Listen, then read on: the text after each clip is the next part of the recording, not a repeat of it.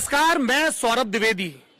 कल शाम को मैंने आपको अपने शहर उरई के मोहन चाय वाले की दुकान से राजनीति के नजारे दिखाए। इस वक्त आपको स्क्रीन पर एक पानी की टंकी नजर आ रही है। भला पानी की टंकी का सियासत से क्या लेना देना हो सकता है? दरअसल ये पानी की टंकी इस जिले के सबसे बड़े और प्रतिष्ठित दयानंद वैदिक कॉलेज के ठीक सामने की पानी की टंकी है। और ये पानी की टंकी मैं अपने दर्शकों को इसलिए दिखा रहा हूं क्योंकि इस टंकी पर किसके नाम की पुताई हो, कौन सा छात्र नेता वहां पर चमके, इसको लेकर उरई के कॉलेजों में बहुत लट्ठ चले हैं, बहुत झगड़े हुए हैं। और आखिरी में जिसका नाम वहां पुत जाता था वही छात्र राजनीति में सबसे बड़ा बाहुबली माना जाता था। लेकिन मुझे बताया गया कि पिछले 4 बरस से डीवी कॉलेज में छात्र संघ के चुनाव नहीं हुए हैं। यहाँ के स्टूडेंट से हम बात करेंगे छात्र राजनीति पर और राजनीति पर उससे पहले उस मिथक का भी जिक्र करना जरूरी है जिसके साथ उरई की ऐतिहासिक पहचान जुड़ी हुई है। आपको पीछे एक दीवार और उसके ऊपर एक मूर्ति घोड़े पर सवार नजर आ रही है। अमूमन जब भी देश में हमें कहीं भी घोड़े पर सवार मूर्ति नजर आती है तो हमें लगता है कि ये झांसी की रानी लक्ष्मीबाई होंगी जो बुंदेलखंड की शान रही हैं। लेकिन ये लक्ष्मीबाई की मूर्ति नहीं है। ये मूर्ति है कभी उरई के राजा रहे माहिल के पुत्र अभय की मूर्ति। इस मूर्ति का अनावरण साल 1998 में हुआ। गुजरात के गवर्नर थे अंशुमन सिंह, उन्होंने इसका उद्घाटन किया। अभय कौन थे? जब हम यहाँ पर आ रहे थे हमने एक शिक्षिका से अनुरोध किया कि आप हमें माहिल की कहानी सुनाएं, तो दूसरी टीचर ने कहा कि माहिल तो बहुत बदनाम थे, क्यों उनके चक्कर में हम लोग उरई को बदनाम करें। लेकिन माहिल के जो बेटे थे अभय, वो बहुत वीर थे और उनके पिता ने जितना बुरा काम किया आला उदल को धोखा देकर, पुत्र ने वैसा काम नहीं किया। तो सबसे पहले हम अभय की कहानी जान लेते हैं। जी मैम बताइए, क्या है अभय की कहानी? आप बताएंगे? जी बताइए। माहिल के पुत्र रहे ना अभय, तो ये उरई स्टेट जो थी, जैसे परमार्दी देव राजा चंदेलों के रहे हैं, तो उनकी जो रानी थी उनके भाई थे माहिल जी। तो माहिल को ये उरई दिया गया था। माहिल नगरी इसीलिए कहलाती है, माहिल तालाब जैसे यहाँ का तालाब है। और अभय उनके पुत्र रहे हैं। तो माहिल को चूंकि आला उदल का नाम सबने सुना है जी। आला उदल वीर सेनापति थे। तो एक्चुअली में कहा नहीं जा रहा है, लेकिन माहिल का नाम चुगलखोरों में आता है जी। उन्होंने परमार्दी देव को बहुत षड्यंत्र रचा, कान भरे कि आला उदल के खिलाफ। तो उन्होंने निकाल दिया था आला उदल को।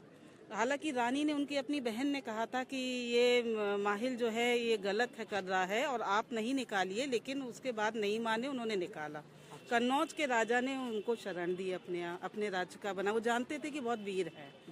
और जब पृथ्वीराज चौहान की लड़ाई हुई, यहाँ पे आए हैं, उस समय पे माहिल जो थे, ये जब ये हुआ कि युद्ध हार जाएंगे, महोबा में उत्सव मनाया जाता है, हमारे यहाँ बुझरिया मनती हैं, तो तब बुलाया गया उनको। तो उन्होंने मना करा। उन्होंने कहा जहाँ हमको इतना अपमान हुआ है हम नहीं जाएंगे। तो उनकी माँ ने समझाया। माँ ने कहा कि तुम मेरे को क्यों लाए हो? क्योंकि हम तुम्हारी माँ हैं, इसलिए लेके आए हो। और इस समय हमसे बड़ी है मातृभूमि। मातृभूमि की ये पुकार है कि तुम जाओ। तो तब जाकर के कन्नौज के राजा ने उनको सेना दी और वो आला उदल जब आए हैं तो उन्होंने आकर के यहाँ पे महोबा में लड़ाई लड़ी है। तो वहाँ से आपके माहिल तो बदनाम हुए हैं, लेकिन ये स्टेट उनकी चूंकि रही है, उनके पुत्र रहे हैं।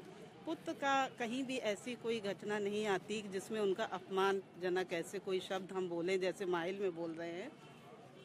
पृथ्वीराज का सामना किया था, लड़ाई पृथ्वीराज का सामना किया था भाई ने।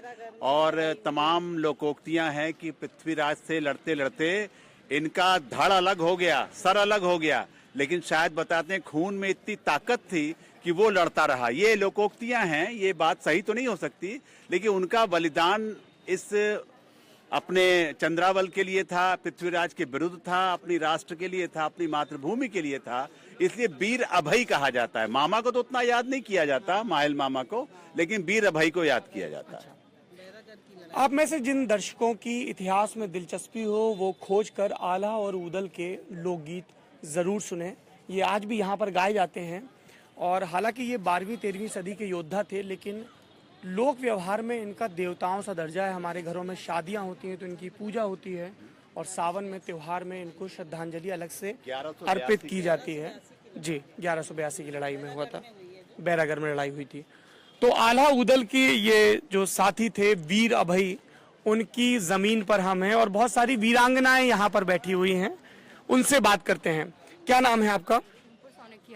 नूपुर सोनिया। क्या करती हैं? मैं एमएड फर्स्ट ईयर स्टूडेंट हूँ। अच्छा, तो आप टीचर बनना चाहती हैं? यस। ये बताइए कि अखिलेश यादव की सरकार पर इस तरह के इल्जाम लगते हैं कि उन्होंने शिक्षकों की भर्ती पारदर्शी ढंग से नहीं की, आपका क्या सोचना है? पारदर्शी क्या, अगर वैसे देखा जाए तो कुछ नहीं कह सकते, लेकिन अगर हम लोगों का बीएड डिपार्टमेंट देखा जाए तो बीएड डिपार्टमेंट की अभी कोई ऐसी भर्ती नहीं आई। कभी 2011-13 उसके बाद से कोई भर्ती नहीं है। बीटीसी वालों का है कि उन्होंने वैकेंसियां निकाली हैं और भर्तियां की हैं, लेकिन बीएड डिपार्टमेंट अगर देखा जाए तो उन्होंने उस तरीके से भर्तियां नहीं की। और टेट हर साल में 2 बार कराते हैं, सारे बच्चे, इतने सारे बच्चे पास हो जाते हैं, लेकिन जो पहले के पास हुए होते हैं उनकी भर्ती नहीं होती है। अच्छा, एक सवाल, एक स्टीरियोटाइप बना दिया गया है कि लड़कियों के लिए टीचर का पेशा सेफ होता है, आपका इस पे क्या मानना है? क्योंकि हम देखते हैं बीएड में लड़कियां ज्यादा होती हैं, उनको इसी तरीके की ट्रेनिंग दी जाती है। नहीं, ये बात है, लेकिन आजकल हर क्षेत्र में लड़कियां आगे हैं, अगर बिल्कुल, ये बिला देखा शक। जाए। लेकिन अपने यहाँ की जो मेंटलिटी है या जो देखा जाए कि क्या मेंटेलिटी है? लड़कियां बाहर जाके, जैसे अगर प्राइवेट सेक्टर में देखा जाए बीटेक में, तो अगर लड़कियों की शादी हो जाती है तो जो ससुराल वाले होते हैं कहते हैं लड़की प्राइवेट सेक्टर में। अगर वही टीचिंग सेक्टर में तो शायद वो जॉब छोड़ने के लिए ना कहें, लेकिन अगर प्राइवेट सेक्टर में है तो उनका एक प्रेशर रहता है कि लड़की जॉब छोड़े, बस इसीलिए कि वो सेफ सेक्टर है, हम लोग टीचिंग सेक्टर चुनते हैं और कुछ नहीं। जी, हम लोग अपनी स्क्रीन पर बड़े बड़े कॉर्पोरेट जायंट्स को देखते हैं, इंदिरा नूई को देखते हैं जो भारतवंशी हैं, अमेरिका में पेप्सिको की हेड हैं। लेकिन इस लड़की ने जो कहा कि जब आप प्राइवेट सेक्टर में जाते हैं तो शादी की आपकी अर्हताओं में कमी आ जाती है। हमारी कई जो लड़कियां पत्रकार मित्र हैं वो भी यही कहती हैं कि कोई जर्नलिस्ट लड़की से शादी नहीं करना चाहता है। ये समाज को आईना दिखाती हुई टिप्पणी। जी, आप कुछ कहना चाह रही थी? जी, हम शिक्षक के विषय में ये बोलना चाह रहे थे कि शिक्षक, अगर महिला शिक्षक होती है तो बखूबी वो बच्चों को संस्कार दे सकती है, क्योंकि वो एक माता भी होती है, तो वो जानती है कि बच्चे को किस तरह से संस्कार दिए जा सकते हैं, किस तरह से समाज को सुधारा जा सकता है। क्योंकि अगर हम संस्कार अच्छे देंगे तो हमारा आगामी समाज भी अच्छा बनेगा। आपको क्या लगता है कि, अच्छी बात कही आपने, कि आपको क्या लगता है कि आपने संस्कारों का जिक्र किया, लेकिन जब हम अपने चारों तरफ देखते हैं लड़के जा रहे हैं, गुटखा खा रहे हैं, चौराहे पे उनका चाल चलन बहुत ठीक नहीं है, ऐसा होता है यहाँ पे? बेशक, इसमें हमारा महाविद्यालय परिवार बहुत अच्छा है और हमारे यहाँ अच्छे संस्कार दिए जाते हैं। समय समय पर गोष्ठियाँ होती रहती हैं, विमेन सेल का कार्यक्रम होता है और हमारे यहाँ हर आयोजन भली भांति किए जाते हैं। अच्छा, कॉलेज में तो अच्छा माहौल है, शहर के बारे में बताइए। जी, शहर के अलावा भी हम हर एक चीज को, कि परिवार एक ऐसी वो कड़ी है हमारे क्षेत्र की, कि हमारे समाज की, कि अगर परिवार के लोग अच्छे संस्कार देते हैं तो बेशक हमारा समाज भी अच्छा होगा और हमारा देश भी अच्छा होगा और हमारा विश्व अच्छा भी होगा। जी, अच्छी बात कही आपने।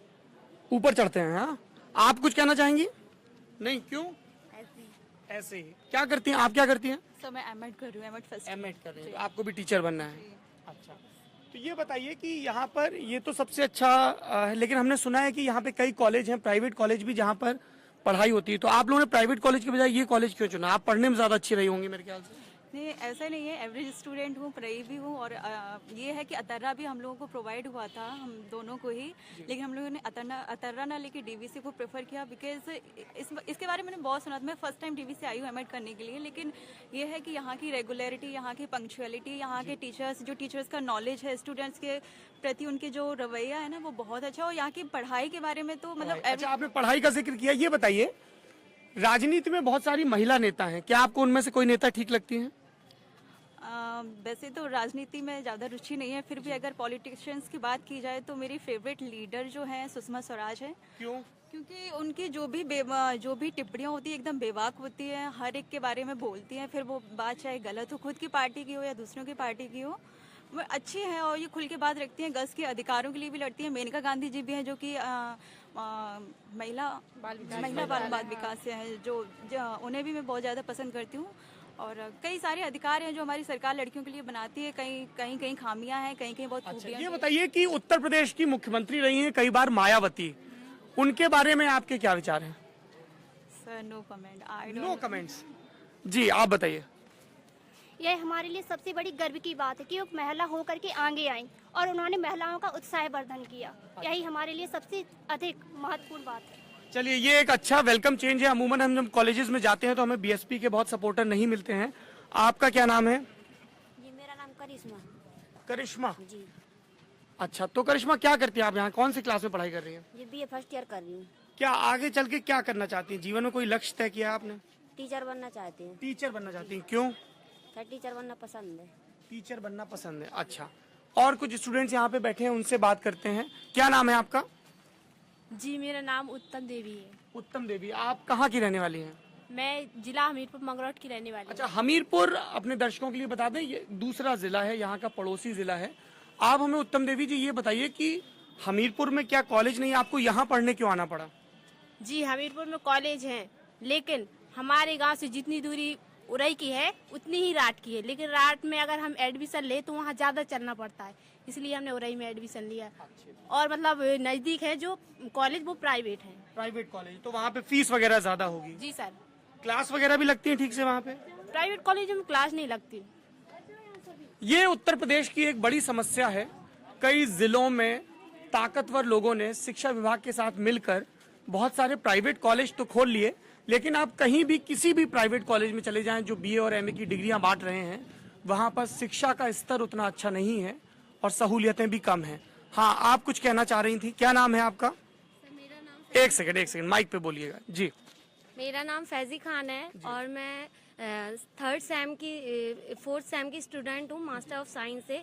जूलॉजी मेरा सब्जेक्ट है। मैं स्टडी के बेस पे ये कहना चाहूँगी कि यहाँ पर जितने कॉलेजेस हैं उरई में, उनमें से डीवीसी एक ऐसा कॉलेज है जिसका नाम लेने पर सामने वाला पर्सन एक बार शॉक्ड हो जाता है कि आप डीवीसी में पढ़ते हो, क्योंकि यहाँ का शिक्षा स्तर इतना अच्छा है। और यहाँ के ये बात तो सामने आ गई है। हम दरअसल हमारे पास समय कम होता है तो कुछ नई चीजें। आप ये बताइए, आप बड़े होकर क्या बनना चाहती हैं? पढ़ाई के बाद क्या करना चाहती हैं? सर अभी तो मेरा मास्टर ऑफ साइंस चल रहा है। मैंने सोचा था कि अगर मैं compete कर पाई तो मैं नेट करूंगी या पीएचडी, अगर नहीं हो पाए तो मैं बीएड का ट्राई करूंगी। बीएड, टीचर बनेंगे। यहाँ पे कोई ऐसा भी है जो टीचर के अलावा कुछ और बनना चाहता है? जी, कौन? अच्छा, आप जी बताइए। जी सर मैं सिविल ज्वाइन करना चाहती हूँ। आप सिविल ज्वाइन करना यस चाहती सर, हैं? क्योंकि मैं चाहती हूँ जो यहाँ का मतलब जो देखा जाता है ज़्यादातर कि एक से एक अधिकारी होते हैं, कभी मतलब कुछ भी किसी कहते हैं सिविल या पॉलिटिक्स नेता लोग होते हैं, कुछ भी नहीं कर पाते। हमें सबकी एक नए बढ़ के एक सरकार आती है पर कुछ भी नहीं कर पाते। और जो सिविल अधिकारी होता है वो विकास करता है, जो गरीबों के लिए, अदरवाइज कोई भी हो, बच्चों या कोई भी हो, सभी के लिए कुछ ना कुछ करता है। इसलिए अच्छा, आप कह रही है कि सिविल में जो अधिकारी जाते हैं वो विकास करते हैं, लेकिन हम लोग कई बार अखबारों में इस तरह की खबरें भी देखते हैं कि फलाने अधिकारी के यहाँ छापा पड़ा, इतने करोड़ मिले, ढिकाने अपराधी के यहाँ अधिकारी के यहाँ छापा पड़ा तो इतने बेनामी फ्लैट मिले। हाँ, पर सर ऐसा होता, पर कहते हैं ना कंपलसरी सभी एक से नहीं होते हैं, इसलिए सिविल इसलिए ज्वाइन करनी चाहिए। हम तो हर लेडी के लिए बोलना चाहते हैं कि ज्वाइन करनी चाहिए, क्योंकि लेडी को हर टाइम कहते हैं कि वो पीछे है, पूछे कुछ भी नहीं, बस टीचर के लिए अदरवाइज कुछ भी करने के लिए हो जाता है। पर जो सिविल परफेक्टली वो होना चाहिए। क्या नाम है आपका? रेनू सिंघानिया। रेनू ने जो बात कही वो मैं अपने समाज की हर बहन और बेटी से कहना चाहूंगा। लड़कियों के लिए ये बेहद जरूरी है कि न सिर्फ वो पढ़ाई करें बल्कि अपने पैरों पर खड़े हों। जब तक आप आर्थिक रूप से आजाद नहीं होंगे, आत्मनिर्भर नहीं होंगे, आपकी आवाज उतने पुरजोर ढंग से नहीं सुनी जाएगी। यहाँ पर कुछ लड़के बैठे हैं। हाँ साहब, क्या नाम है आपका? मेरा नाम ब्रजेश गौतम है सर। दिनेश जी, क्या करते हैं?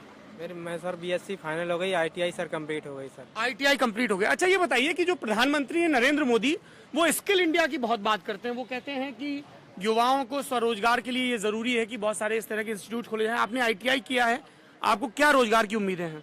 मुझे सर लोको पायलट बनना है सर, मैं क्योंकि ट्रेन चलाना चाहता हूँ। ट्रेन चलाना चाहते हैं? Yes sir.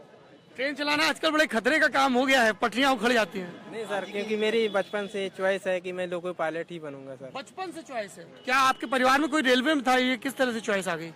हाँ सर, क्योंकि मैं वहाँ पर रहता हूँ रामनगर हॉस्टल में, काफी लोग, कई भाई साहब। आप ये जो कॉलेज का हॉस्टल है वहाँ रहते हैं? हाँ सर, यहाँ रहते हैं। रामनगर हॉस्टल गवर्नमेंट हॉस्टल है, राजकीय हॉस्टल। इस जिले में ये जो कॉलेज है, इस कॉलेज के जो दलित छात्र हैं उनके लिए यहाँ पर एक छात्रावास बनाया गया है।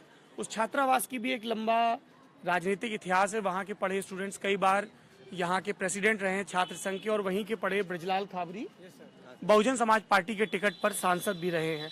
आप में से कोई राजनीति में जाना चाहता है?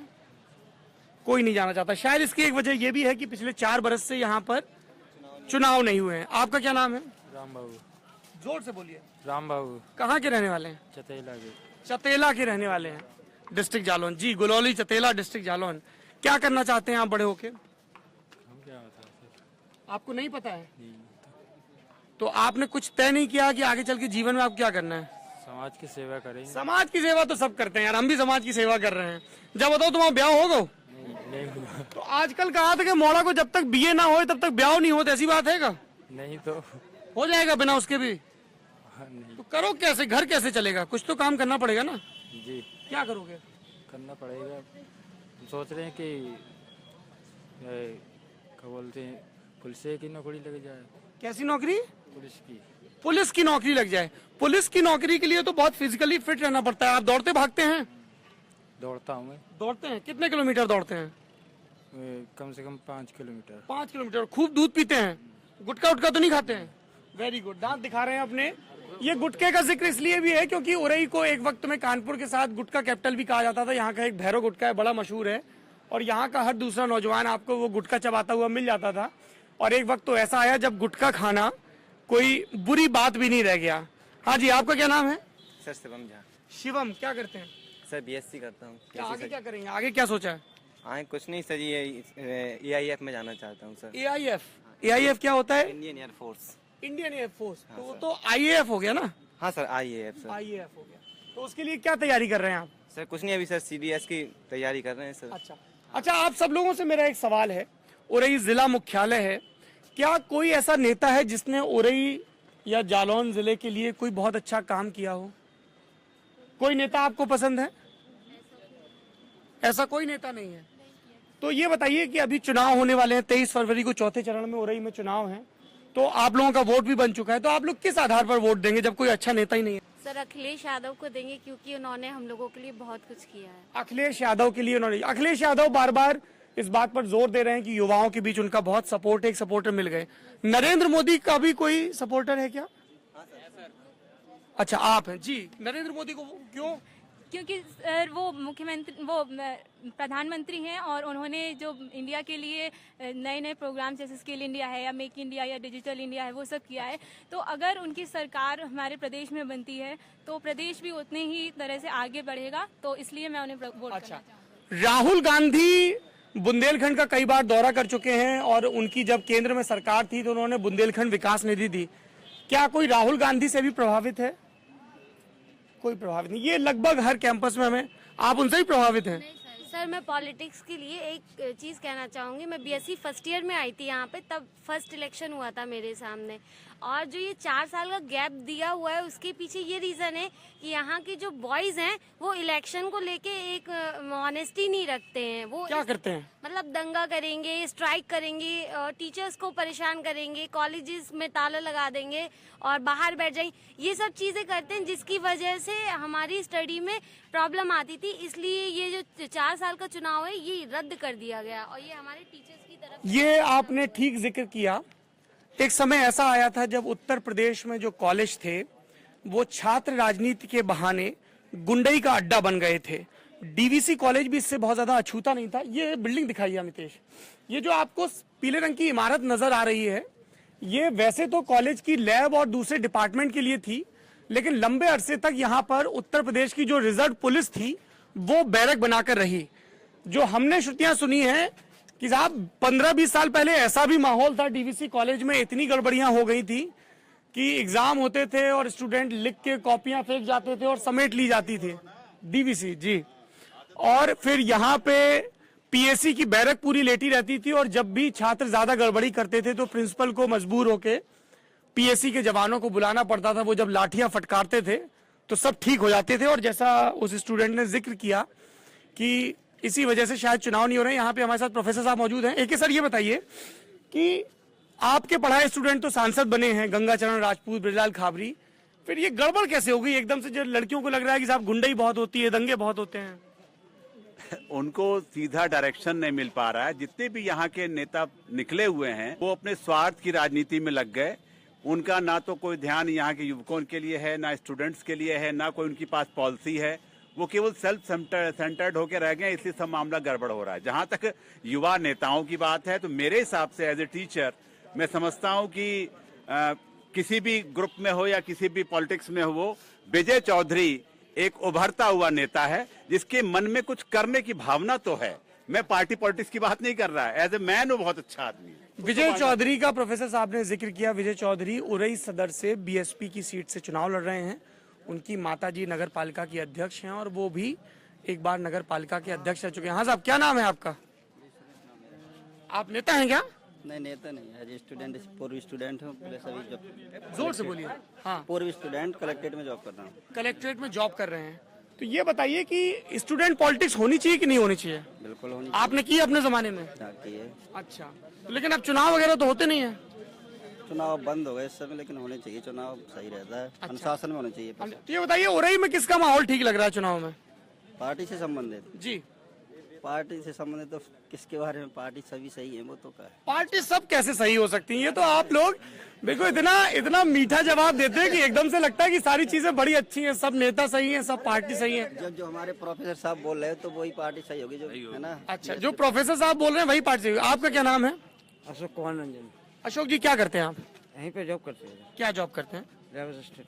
अच्छा, तो ये बताइए कि आप कॉलेज से इतने टाइम से जुड़े हैं, इस कॉलेज से इतने बड़े बड़े नेता निकले हैं, कभी उन नेताओं ने आके कॉलेज का हाल लिया कि कुछ किया हो कॉलेज के लिए? नहीं, अभी तक किसी नेता ने ऐसा हाल नहीं लिया कि कॉलेज के लिए मैं करूं या किसी स्टूडेंट के लिए मैं कुछ करूं। अच्छा, अपना नेता बन गए, अपना उल्लू सब कुर्ता झाड़ के चल रहे हैं? कोई भी नहीं आया। अच्छा, उन्होंने अपने लिए कुछ किया है? नेताओं ने अपने लिए कुछ, उनकी कोठियां बनी, मकान, दुकान? नेता तो अपने लिए करते, जनता के लिए करते कहाँ? जिस अगर जो भावना नेता के लिए आ जाए ना कि मैं जनता के लिए करना, उस दिन ये देश प्रदेश सारी चीज सुधर जाएगी। ये बहुत ही आंखें खोल देने वाला जवाब है जो हमें प्रदेश के तकरीबन हर कोने में मिल रहा है। आम आदमी का राजनीतिक सिस्टम से लगभग विश्वास उठ चुका है और सब एक स्वर में ये कहते हैं कि नेता सिर्फ और सिर्फ अपने लिए कुछ करते हैं। आपका क्या नाम है? मलखान सिंह। मलखान, क्या करते हैं आप? MA final, psychology department. Psychology department से।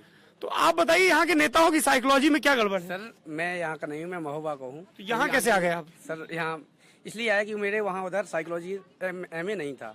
अच्छा। तो मुझे पता चला कि उरई में है, तो मैंने उरई में फॉर्म डाल दिया था। अच्छा। तो महोबा का क्या चुनावी माहौल है? सर, वहाँ पे सापा निकल रही है और जी जी, वेरी गुड। अच्छा, ये बताइए, हमने महोबा का जिक्र इसलिए भी सुना कि वहाँ पे अवैध माइनिंग बहुत होती है, ऐसा होता है क्या? नहीं तो सर, बिल्कुल नहीं होती है। नहीं। और हाईकोर्ट ने आदेश दिए माइनिंग रुकवाने के लिए।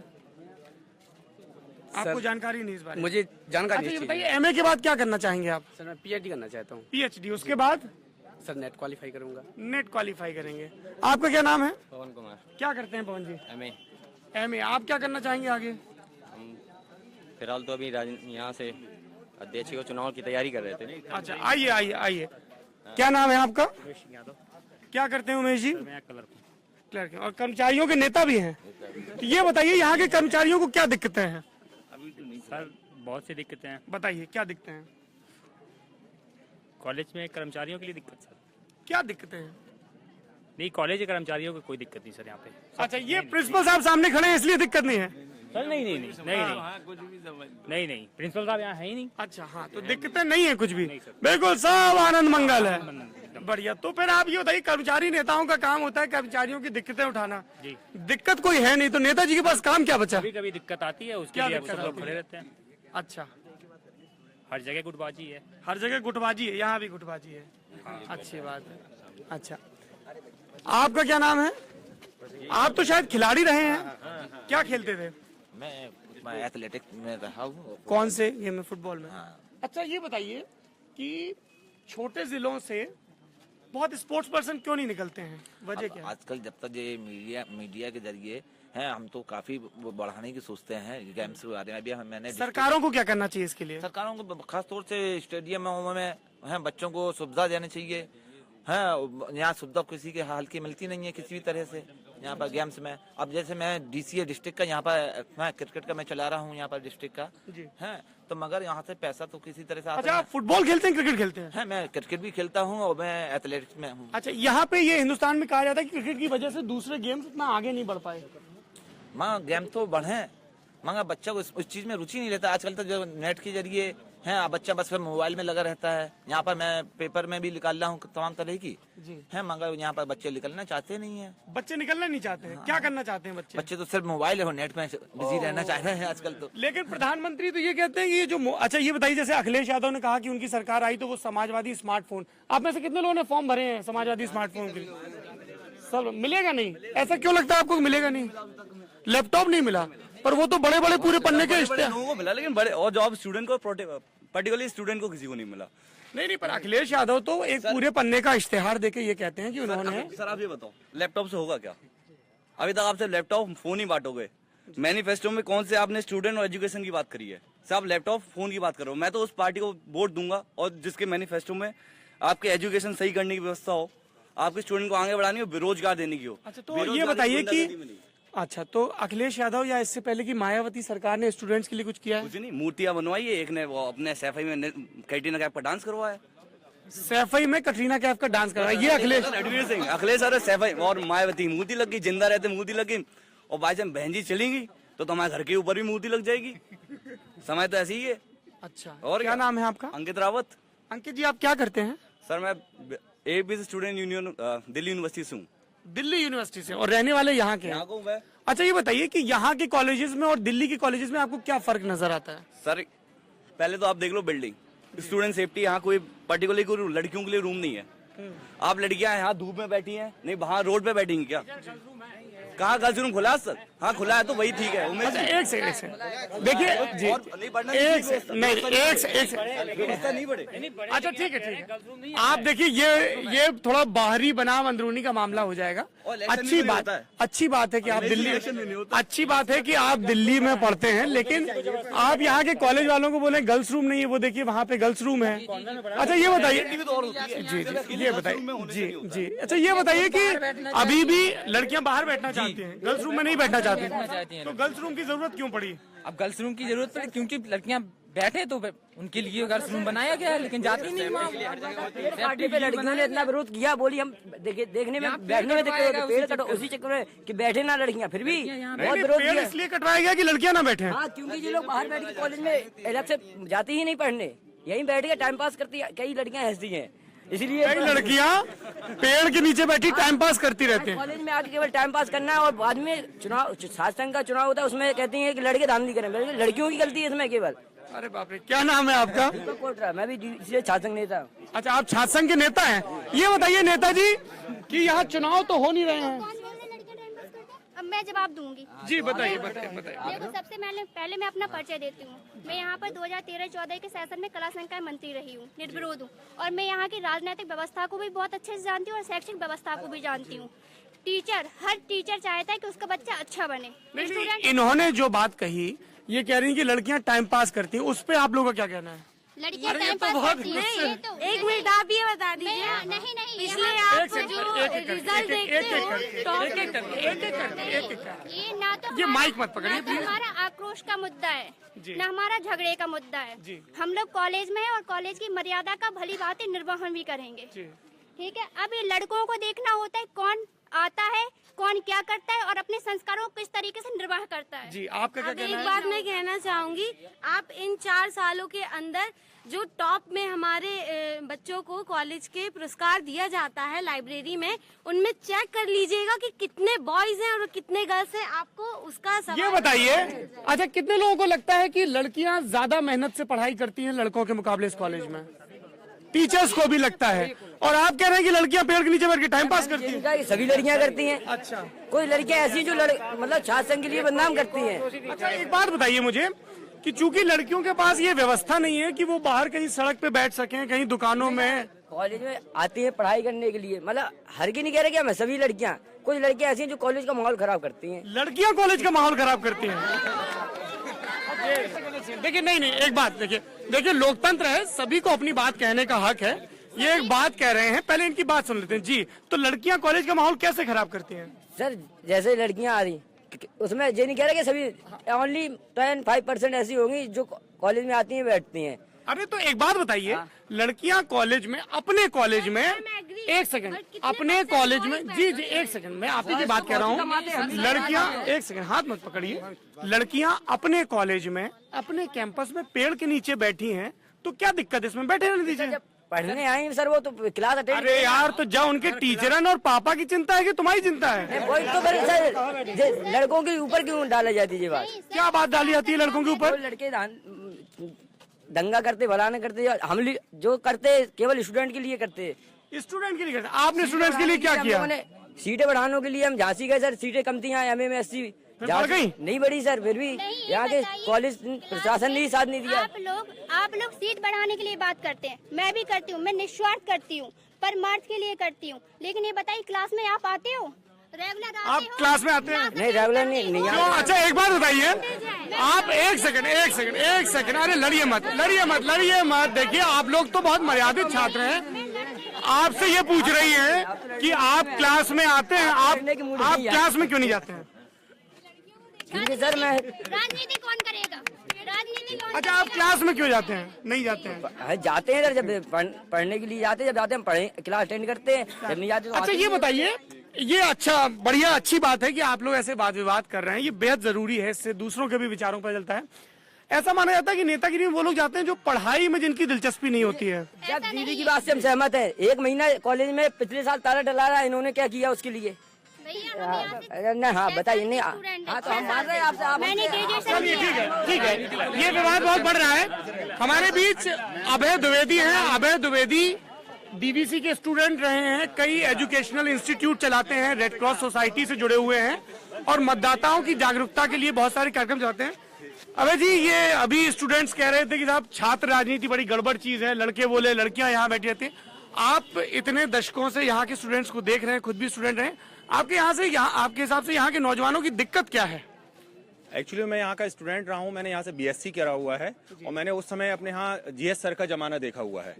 एक समय था कि बच्चे यहाँ पे बिल्कुल डिसिप्लिन में आके एजुकेशन उन्होंने ग्रहण की है और आज भी यहाँ का माहौल बहुत अच्छा है। बच्चे बच्चियाँ जो भी हैं बहुत अच्छे से शिक्षा ग्रहण कर रहे हैं और धीमे धीमे प्रगति की ओर बढ़ रहे हैं। समस्याएं सब जगह होती हैं, प्रॉब्लम सब जगह होती हैं, किसी को एक पर्टिकुलर उंगली उठाने का कोई मतलब नहीं होता है। ये कॉलेज सभी का है, चाहे गर्ल्स हो चाहे बॉयज हो। फ्री टाइम में अगर गैप है तो बच्चे कहीं भी बैठ सकते हैं और कहीं भी उठ सकते हैं। अगर बॉयज अगर इस बात को उठा रहे हैं कि लड़कियां यहाँ बैठी, लड़के भी बैठते हैं। भाई कॉलेज किसी पर्टिकुलर नीम का पेड़ है या उसके नीचे बैठे हैं तो किसी की प्रॉपर्टी नहीं है। बॉयज यहाँ तो एक एनवायरनमेंट अच्छा बना हुआ है तभी तो बैठ पा रहे हैं। बिल्कुल, लड़कियां सेफ फील कर रही हैं इसलिए बैठी हुई हैं जी। अच्छा ये बताइए अभय जी कि आपके हिसाब से छात्र संघ के चुनाव होने चाहिए या नहीं होने चाहिए? हमारे हिसाब से छात्र संघ का चुनाव नहीं होना चाहिए। इसका पर्टिकुलर एक जो कॉलेज में प्रोफेसर्स वगैरह जो बच्चा पढ़ने वाला स्टूडेंट है, एक कॉमन जो क्लास वाइज एजुकेशनल हिसाब से एक प्रेसिडेंट चुना जाए क्लास का, देन उसके बाद एक सिलेक्शन होना चाहिए। वो प्रेसिडेंट बने जो योग्य हो, जो बच्चों की समस्याओं को सुन सके, जो एजुकेशन का वातावरण बना, क्योंकि ये शिक्षा का केंद्र है, ना कि यहाँ राजनीति का अखाड़ा बनना चाहिए। अच्छा, आप लोग ये मानते हैं कि जो बच्चे पढ़ाई में अच्छे हैं उनको आगे बढ़ाया जाना चाहिए छात्र संघ में? बिल्कुल सर, यस सर, इस चीज से एग्री है, बट थोड़ा सेफ्टी मिले अगर गर्ल्स को तो वो भी करेंगी, बट यहाँ का अच्छा सेफ्टी मिले तो गर्ल्स भी पॉलिटिक्स करेंगी, कोई दिक्कत नहीं उसमें, अच्छी बात है। तो स्टूडेंट्स के बीच आए और बातचीत कहीं की कहीं मुड़ गई, पर कॉलेज में ऐसा ही होना चाहिए, विचारों का विनिमय होना चाहिए, वाद विवाद और संवाद होना चाहिए। वाद विवाद और संवाद की श्रृंखला को आगे बढ़ाएंगे। अगला पड़ाव होगा कालपी, जो हाथ कागज उद्योग के लिए मशहूर था, लेकिन सरकारी गैर जिम्मेदारियों के चलते सरकार ने आंखें फेर ली उस तरफ से और इसकी वजह से वो उद्योग धीमे धीमे मरता जा रहा है। वहाँ के एक कारखाने में जाएंगे, आपको दिखाएंगे कैसे हाथों से कागज बनता है, उसके लिए कहाँ से कच्चा माल आता है और उसके कारोबारियों की और कारीगरों की क्या दिक्कत है। उत्तर प्रदेश चुनाव की सबसे जमीनी कवरेज के लिए आप बने रहिए फेसबुक चुनाव और thelalantop.com के साथ।